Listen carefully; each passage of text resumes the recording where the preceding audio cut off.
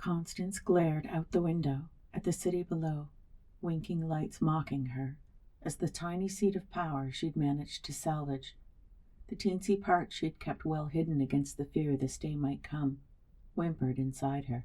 The lovely witches might have thought they defeated her, but she wasn't done, wasn't out of the game.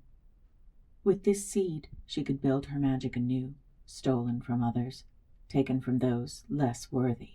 Constance Cooper would rise again, and when she did, they would be sorry. Even more so, the witches of this wretched place. They kept her waiting. She wasn't accustomed to that, though she was certain she knew why. The loss of the island's leadership surely had put her at a disadvantage in the eyes of the mainlanders. But she wasn't about to let that stop her now. She had too much work to do, and she needed their help in the interim. Constance turned at the sound of people approaching, her temper getting the best of her. "Finally! You've kept me waiting long enough."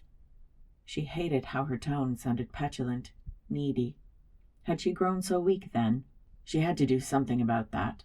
The small group of suit-clad men and women observed her with clear disdain as the tall, gray-haired woman stepped forward, her black power suit and perfect bun, making her look more like the CEO of a corporation than a coven leader. "You promised us the island's magic. Why should we help you now?"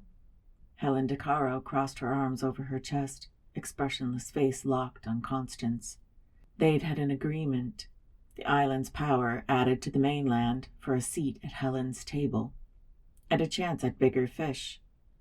It was no secret, at least not to Constance, that this coven leader and her people's only goal was to unite all the covens into one giant territory, ruled by them, naturally.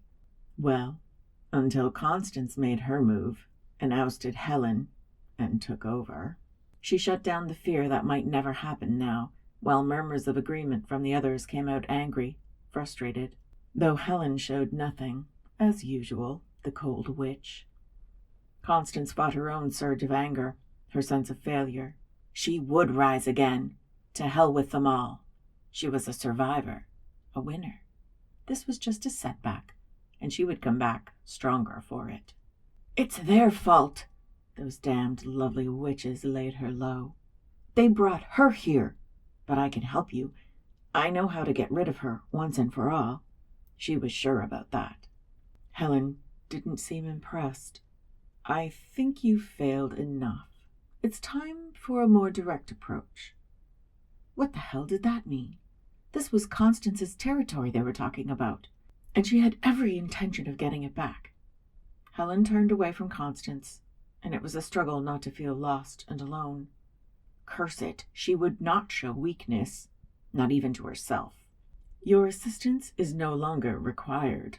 Helen had the audacity to speak over her shoulder, as though Constance were not worthy of direct address.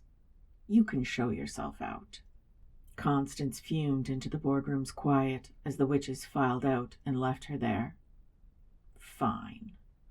If that was how Helen wanted to play the game, she could have her petty, small-time plans. Constance had her own goals and dreams, and no one, especially not some trumped-up child of a woman she'd defeated, was going to lay her low. Rhys MacDonald wouldn't live to regret coming home to Prince Edward Island if it was the last thing Constance accomplished.